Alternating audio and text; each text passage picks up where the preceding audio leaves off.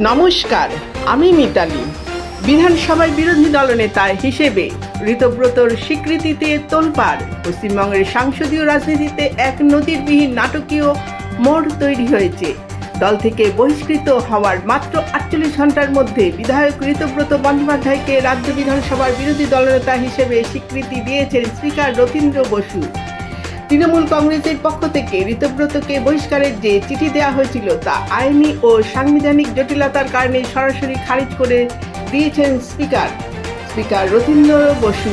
এই বহিষ্কারের প্রক্রিয়াকে সংসদীয় গণতন্ত্রের পরিপন্থী আখ্যা দিয়েছেন। তিনি স্পষ্টভাবে জানিয়েছেন, কোনো নির্বাচিত জনপ্রতিনিধিকে কোনো প্রকার শোকজ বা আত্মপক্ষ সমর্থনের সুযোগ না দিয়ে হুট করে দল থেকে বহিষ্কার করা যায় না।